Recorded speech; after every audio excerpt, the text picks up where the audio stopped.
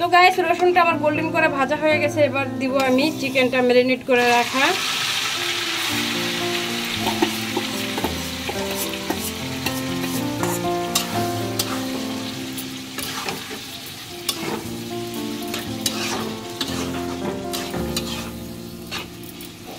এবার চিকেনটা ভালোভাবে ভেজে নিব। সুন্দর। সো গাইস এখন এটাকে আমরা কিছুক্ষণ ভাজবো।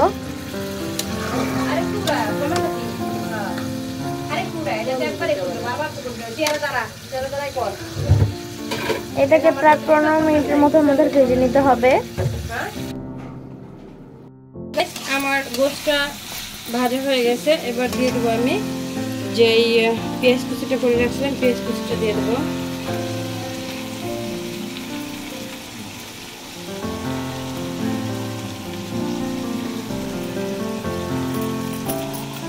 পেঁয়াজ কুচি আর গাজর দুটো আমি এক লগে দিয়ে দিলাম, কারণ গাজরটা একটু মোটা, এটা একটু সিদ্ধ দিতে সময় লাগে, সেই জন্য আমি গাজরটা দিয়ে দিলাম।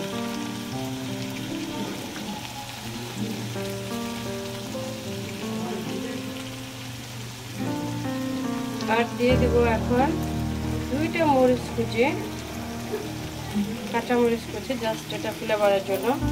আর এখানে দেখেন বিট আমি নিয়েছি, এখানে নিয়েছি লাল ক্যাপসিকাম, এখানে নিয়েছি হলুদ ক্যাপসিকাম, এখানে নিয়েছি চায়নাদের যে বাঁধাকপিটা আছে এটা আমরা আমাদের দেশে এটা সালাদ হিসেবে খায়, এভাবে খায় না। এই বাঁধাকপিটা কিছু নিয়েছি, আর এখানে আমি দিয়ে দিচ্ছি গাজর।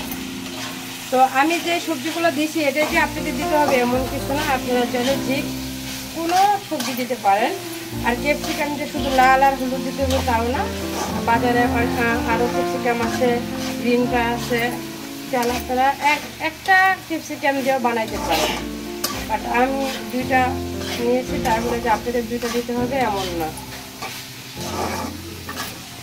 এটা আমি একটু সিদ্ধ করে নেই।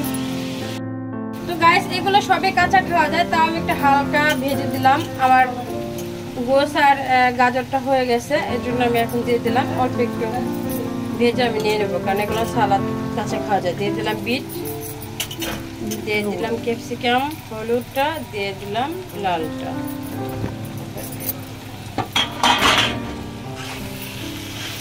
মানে এটা আমি সবজিটার জন্য ভেজে দিই একটু, যাতে আপনি যখন চুলার মাঝে বসাবেন তখন যাতে কোনো পানি না গলে, তো এই জন্য।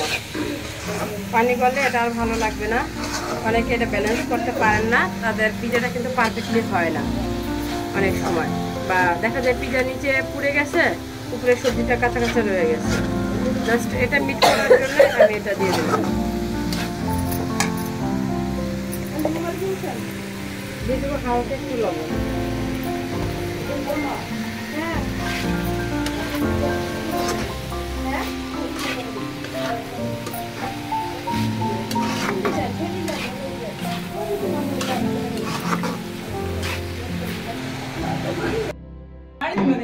ওপেন কিন্তু। হ্যাঁ, তো গাইস আমি রুটিটা একটু বড় করে করতেছি, বাট পিজাটা একটু বড় হচ্ছে, তো এজন্য আমি আমার কাছে বড় প্লেট নাই। আমি তো আর কোনো রেস্টুরেন্টের শেফ না, বাট বাসায় বানাই, তো বুঝতেই পারতেছেন যে বাসায় এত বড় থাকে না। আমার পিজাটা অনেক বড় করতেছি, সেই জন্য আমার এরকম একটা প্লেট ছিল, প্লেট আমি সেট করে নিলাম। আর এভাবে একটু সিদ্ধি করে দিবেন যাতে নিচে থেকে ফুলে না উঠে পিজার রুটিটা। আর আপনি যে সসটা দিবেন সসটাও যাতে এটার ভিতরে ঢুকে যেতে পারে, এর জন্য এরকম সিদ্ধি করে দিবেন।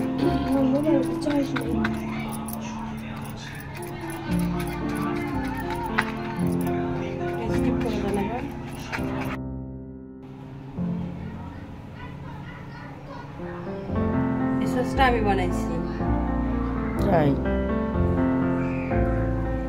স্কিপ কোনটা দিয়ে করে আন্টি? আমি তো ডাইরেক্ট স্টপ করে দিই। পজ এটা না, এটা না। আচ্ছা দেখাই আগে, তারপরে করো। দেখ পয়েন্টে কথা বল।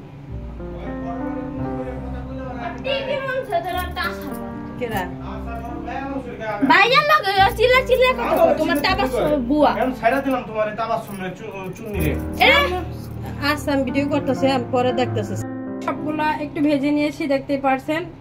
তো সবগুলো একসাথে দিয়ে দিতেছি। বাট আমার চ্যানেলটা এখনো যারা সাবস্ক্রাইব করে নাই ইউটিউব চ্যানেলটা প্লিজ তারা আমার ইউটিউব চ্যানেলটা সাবস্ক্রাইব করে দিবেন, একটা লাইক দিয়ে দিবেন। আর যারা এখন আমার ফেসবুক পেজটা ফলো দেন নাই প্লিজ তারা আমার ফেসবুক পেজটা একটু ফলো দিয়ে দিবেন। সবাইকে অনুরোধ করতেছি আমার ভিডিওটা প্রথম থেকে শেষ পর্যন্ত দেখবেন।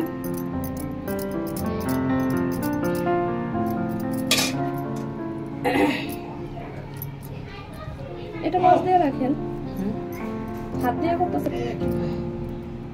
তো গাইস দিয়ে দেবো আমি এখানে চিজটা বইলে গেছে অনেকক্ষণ আগে কাটছে হচ্ছে।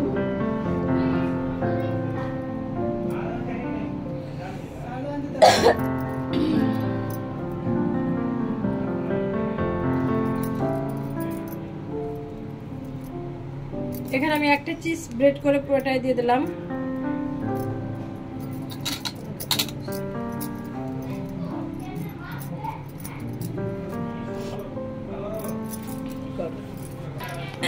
তো গাইস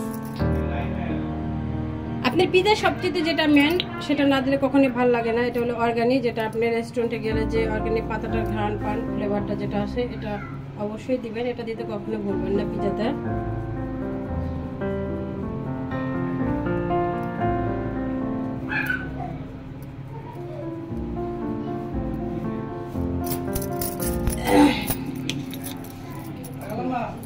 একটা হাঁড়ি বসাই দিয়েছি, হাঁড়ির উপরে আমি এটাকে দিয়ে দিলাম, এই তাপে এটা হয়ে যাবে। এখন এটাকে আমি ঢেকে দিব।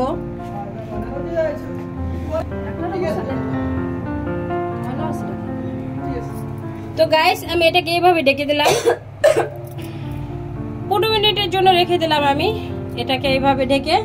যদি আপনারা ওভেনে করতে চান সেক্ষেত্রে তো ওটা জানেনই, যাদের বাসায় ওভেন আছে ওভেন তারা ঠিকই চালাতে পারে, ওটা বলার কিছু নেই। আর যাদের বাসায় ওভেন নেই, যারা চুলাই করবেন, গ্যাসে করবেন বা চুলাই করবেন, ঠিক সেম প্রসেসে এভাবে করে খেতে পারেন। তো গাইস আমার পিজাটা হয়ে গেছে, এবার এটাকে আমি চুলাটা অফ করে দেবো।